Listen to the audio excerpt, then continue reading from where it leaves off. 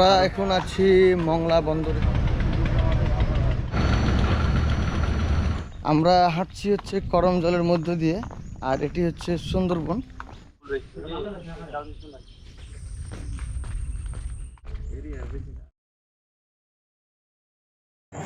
বাগেরহাটের ষাট গম্বুজ মসজিদ দেখা দেখি করে আমরা এই মুহূর্তে চলে এসেছি মংলার যে কাটাখালী বাজার রয়েছে সেই কাটাখালী বাজারে।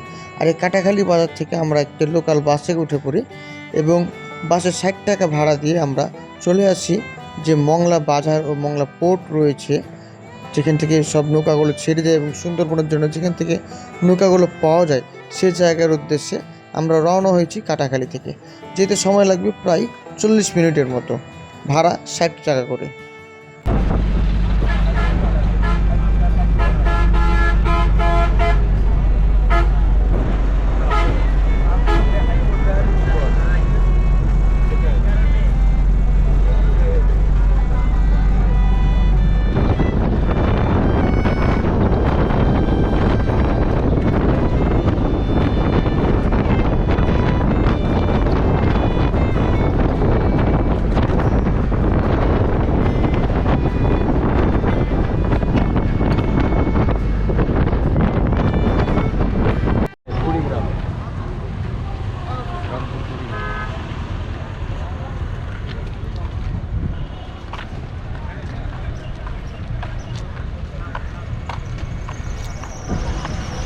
ষাট গম্বুজ মসজিদ দেখা শেষ করে আমরা কাটাখালী বাস স্ট্যান্ড থেকে বাস ধরে আমরা চলে আসি মংলা মংলা বন্দরে।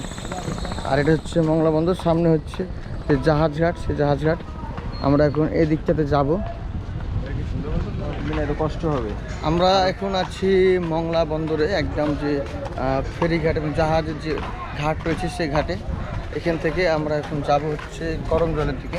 চলুন যাই দেখি আসলে আমরা কীভাবে যাচ্ছি, সকল কিছু প্রসেস আমি আপনাদের দেখাবো, ভাড়া কত টাকা, কীভাবে যাবেন। আর অ্যাকচুয়ালি আমরা এসেছি একদম অফ সিজনে, যেই টাইমে সুন্দরবন মানুষ ঘুরতে আসে না বললে চলে, সেই টাইমে আমরা এসেছি। তো চলুন যাই ঘাটের দিকে আর দেখি কত টাকা আমরা বোট ভাড়া করি এবং কীভাবে যাই, কতদূর পর্যন্ত যাই। এটি হচ্ছে ঘাট।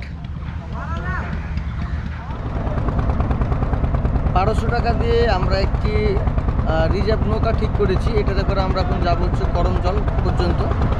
আমাদের করমজল যাওয়া আসা এবং করমজলে যেটুকু সময় লাগে 1-1.5-2 ঘন্টা মতো, সেই সময়টুকু আমরা করমজলে পার করব। আর আমরা গেস্ট রয়েছি 4 জন।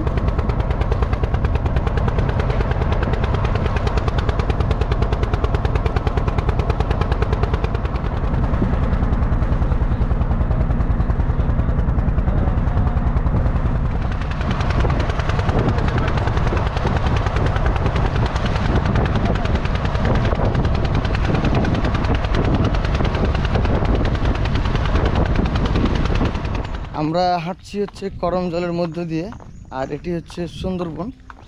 আর এখানে আমরা দেখতে পাচ্ছি একটা নতুন করে ব্রিজ বানানো হয়েছে এবং বসার জায়গাও করা আছে। নিচে আছে নদী। ও, এটা আবার কাঠের।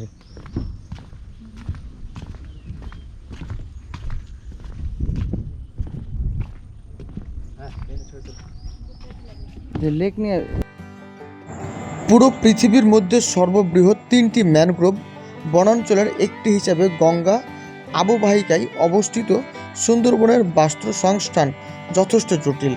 2 প্রতিবেশী দেশ বাংলাদেশ এবং ভারত জুড়ে বিস্তৃত সুন্দরবনের বৃহত্তর অংশটি 66% বাংলাদেশের দক্ষিণ পশ্চিম দিকে অবস্থিত, বাকি 34% ভারতে অবস্থিত।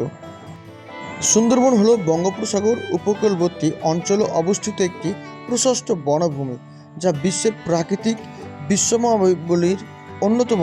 6 ডিসেম্বর 1997 খ্রিস্টাব্দে ইউনেস্কো বিশ্ব ঐতিহ্যবাহী স্থান হিসাবে স্বীকৃতি লাভ করে।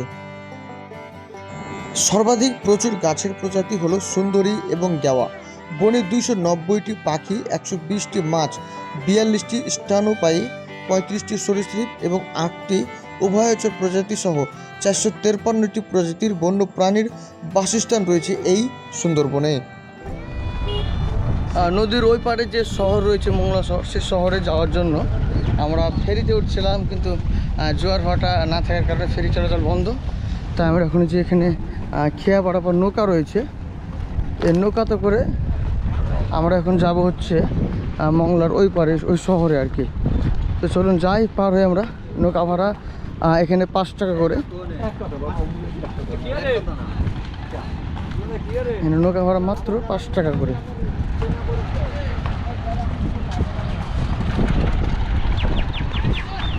অলরেডি ছেড়ে দিয়েছে নৌকা, আমরা উঠে পড়বো।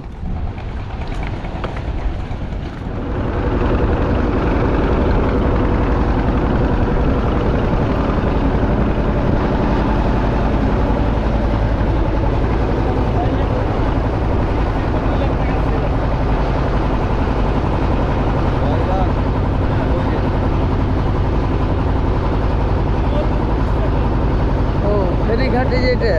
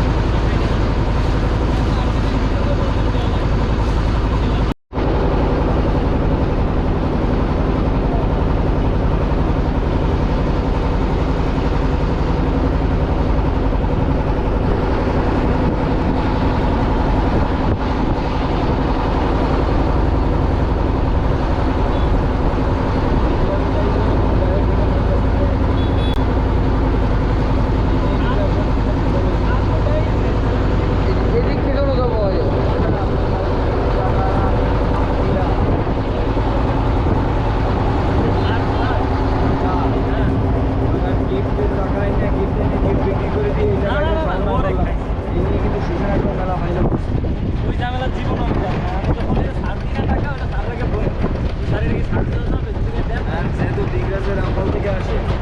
আমরা এসে থেকে যাই মনে করেন ও যেই গিফটের 40 কেজি গিফটের টাকা আপনি ওটা সমাধান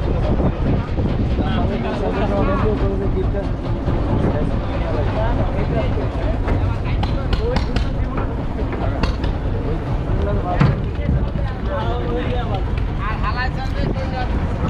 আমরা নদী পার হয়ে গেছি, জনপ্রতি 5 টাকা করে দিয়ে। এখন আমরা ঘাটে পার হবো, আর ঘাটে দিতে হবে 1 টাকা করে। আর এই সাইডে দেখছি কি বড় জাহাজ আসছে। আমরা ঘাটে 1 টাকা করে দিয়ে মেন শহরে চলে এসেছি। এটি হচ্ছে মংলার মেন শহর। যাবেন নাকি? কোথায় নিয়ে যাবেন বলেন? আসে জায়গা আছে, আসে ওই যাবে।